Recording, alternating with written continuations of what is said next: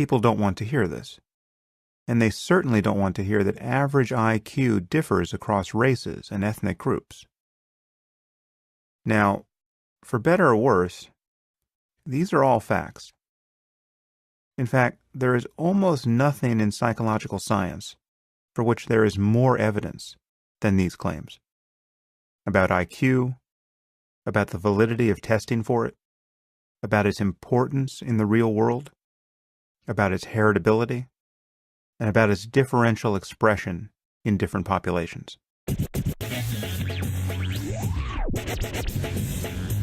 Let me just... I already the thing about Harris is that, I genuinely don't I would be being totally dishonest. I think anybody in this space, I don't know what the right word is. I mean, I think fans is actually a really weird word, and it does not describe the kind of relationships that people have in today's media environment. If you're doing more sort of direct to audience, one-to-one kind of media, I have, a huge amount of respect for my audience, and I, especially the ones I engage with, I learn a tremendous amount from. But that being said, for everything from your sort of personal psychological desires to the need, at least in some people's cases, probably not in Sam's case, because I do think he's a trust fund baby, to make a living, you want a motivated, faithful, engaged audience that really cares about your work and will talk about it and promote it, on different platforms and in community. I really genuinely don't think I would ever want the sort of cult-like devotion that certain people cultivate, intentionally or unintentionally. So, Sam has a contingent of people that absolutely treat him like a guru. They can't abide any criticism of him. They can't even abide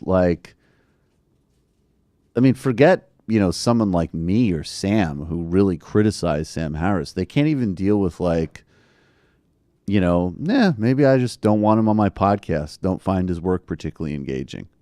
I mean, there is a sort of level of religiosity and fanaticism, which is quite bizarre. There's another contingent of people that I think, this is where style comes in. I find the guy just sort of dreadfully boring, and the things that he explores, I'd prefer to listen to a Joseph Goldstein Dharma talk or read Stephen Batchelor on, secular Buddhism, or these other areas that he explores. I don't find particularly compelling to go through him for, but, I get that some people do. So all that being said, and I guess that's just a way of stipulating that I know that there's always going to be a contingent of people that are always just going to relate to him in a cultish way. But I think the reason that this Ezra Klein exchange has caused Sam such a meltdown is for the following reasons. Number one, the subject of IQ and intelligence and genetics is a deeply complicated one that is highly politicized, and almost any time you hear somebody using those stats to make assertions about hereditary intelligence, they're doing it because at the very least they have a subtext political agenda. In Charles Murray's case, it's actually quite clear, and this goes even beyond whether we deem him a racist or not, which I certainly think, and you could listen to work I've done with Nathan Robinson after a real analysis of his work, you absolutely can deem him that. But the subtext of all of Charles Murray's work, and the reason that recently he's moved as he started to write Coming Apart and focus on the quote unquote, the white working class, because essentially as economic inequality has spread, some of the people, the numbers on things like divorce and things that people used to racially pathologize as part of a right-wing strategy against social intervention are getting more evenly distributed. So the subtext of Charles Murray's work, which is that because so much of intelligence is genetic, and because you can't do anything from a policy perspective, therefore, we should have a absolutely stripped down, narrow safety net, which is actually the bread and butter of his work. See, his work is, in my view, bigoted. It is incredibly one-dimensional in its reading of science and incredibly uncharitable and unengaged historically. But the actual purpose of what he's trying to do is create justifications that are grounded in social sciences to justify not doing anything in terms of public policy. That's why he's funded. That's why he's at American Enterprise Institute. I think he's still there. So that's his subtext. And this conversation of, the only other thing I'll say about race and intelligence is that the notion, first of all, nobody has accounted for things like the Flynn effect, which show broadening intelligence rising across the board. Two, we can say that, of course, things like IQ tests are culturally dependent and contextual, because what is rewarded and what is necessary intellectually absolutely varies from society to society. How would Sam Harris or somebody like that thrive in a society where sort of like empathy and social bonding was key? Or how would any of us survive in a society that was a hunter-gatherer context? Intelligence literally varies from context to context. So and also, number three, the notion that we could say after hundreds of years of everything from slavery to apartheid to mass murder to terrorism to everything from policy discrimination to pop culture stereotypes to the diligent work of so-called public intellectuals to reaffirm that people of color or black or Hispanic people are dumber than white people, that the countervailing evidence that social policy can't work to overcome those gaps because a couple of decades of discrimination no longer being legally acceptable and a couple of school enrichment programs proves the case of environmental conditions not having a significant impact is delusional. And if we look at things like the epigenetics research coming out, that literally things like the stress and traumas of oppression being spread intergenerationally, and everything from class to race to all these other biases informing and shaping us, it's a delusional claim.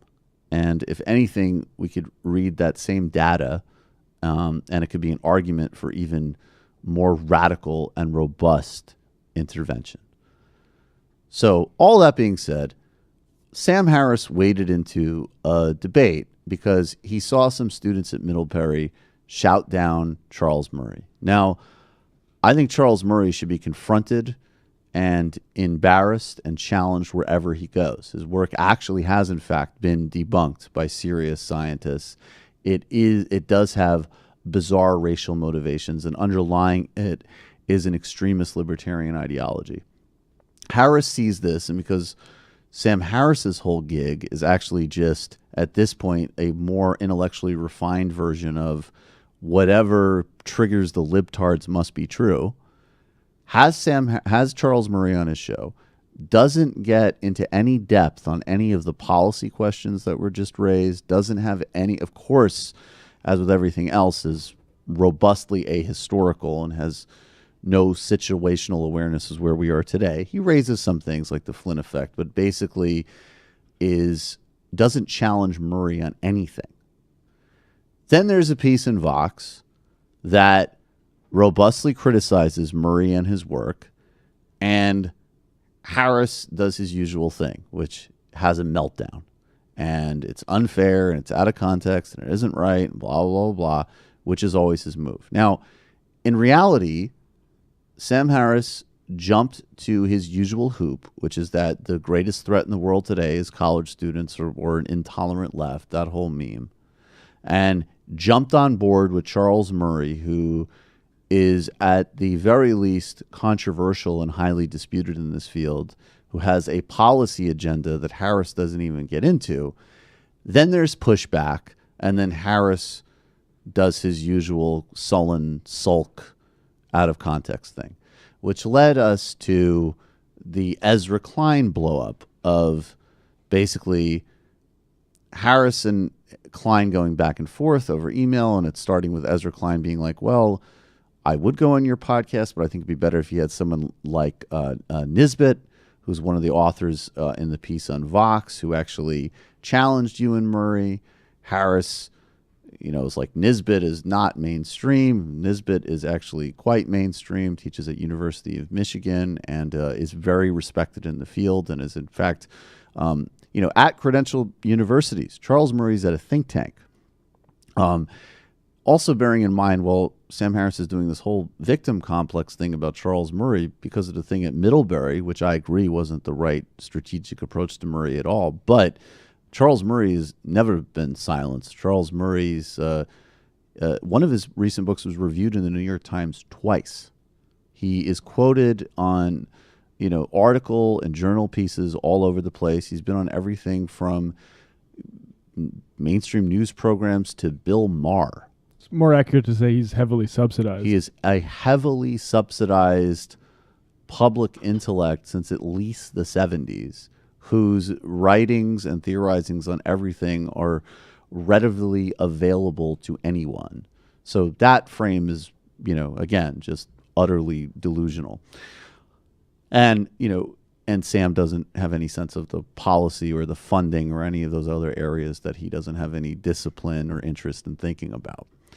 So Ezra Klein and he have this whole exchange, which always just, again, returns again and again and again to Klein raising points, whether they be controversies inside the field, which Harris is ignoring and discounting, or broader political and ethical concerns, which, don't fit inside Harris's narrow, rigid worldview, which he discounts.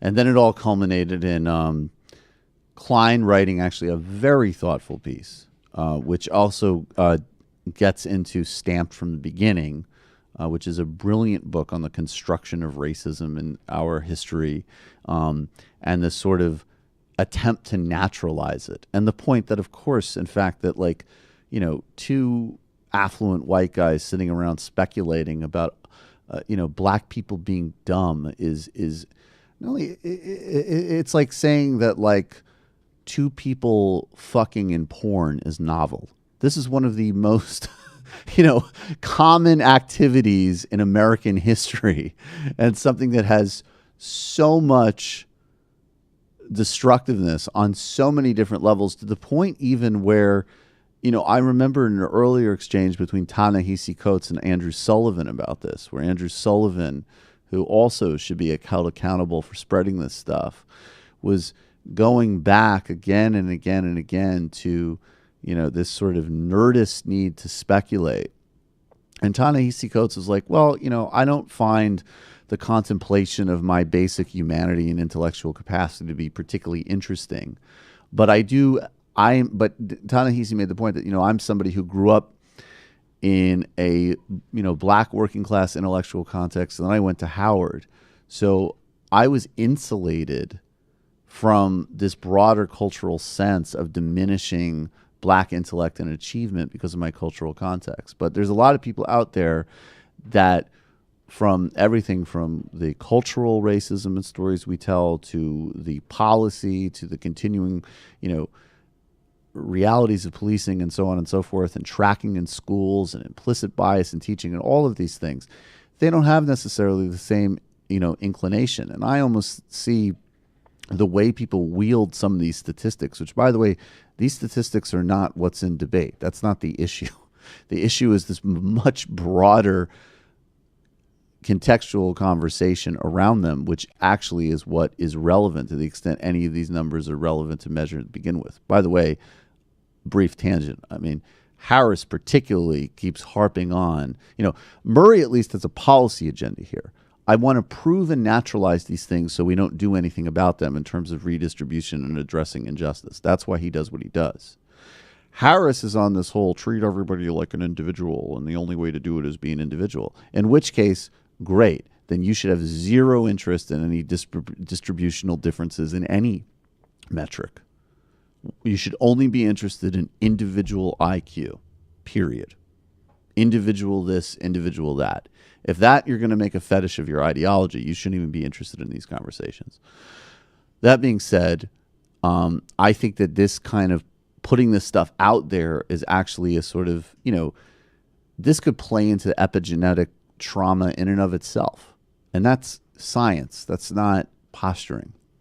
So Sam released the emails, and Ezra wrote a good piece, and Sam looked like a pestilent child having a controlled emotional breakdown, which is what he is. Because actually, really, what is revealed in this stuff is just a pathological inability to absorb any criticism that is not tightly defined in his terms.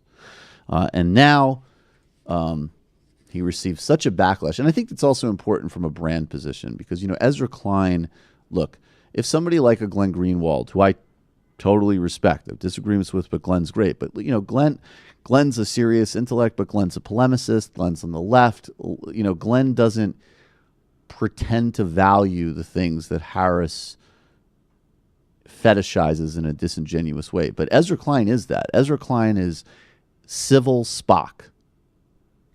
And he exemplified all of the virtues that these people constantly go on about.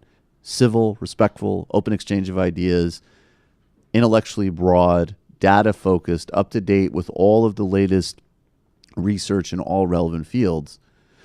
And Sam Harris had a tantrum and released private emails without permission, which is, by the way, I think the second time he's done this, beginning with the Chomsky thing. It's a very... And if you go back and listen to the thing with Omar Aziz, who wrote a critique of Harris a couple of years ago, and Harris's conditions of him coming on the podcast were that they would read his essay together line by line and go over it. You can see this pattern of very bizarre, weird, unhinged, controlling behavior on Harris's part, reflecting this cult-like attitude in some of his followers. And he got a backlash. He was embarrassed. So he wrote, judging, and this is what his addendum to his email dump, judging from the response to this post on social media, my decision to publish these emails appears to have backfired.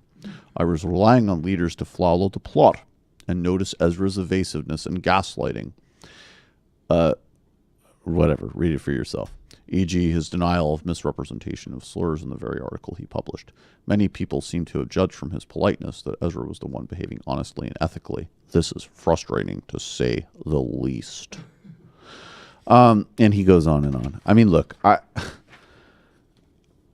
what can you say? I mean, Sam Harris is incredibly popular. Some serious people share platforms with him. Certainly serious people, I think, more in the policy-making world don't. And I would just say, if you're somebody, I think that there's some people who follow a through line, and the one note pared down nonsense about Islam and foreign policy flows perfectly with embracing Charles Murray and a pseudo-scientific quest to confirm the biases of a affluent white elite, which is essentially what this is. But if you're somebody who is gung-ho about the Islam stuff but concerned about the racism stuff, you have to see, and I'm not saying I understand there are some distinctions between a group of people as an ethnicity and a religious belief, although it's certainly not as neat as people trying to make that conversation.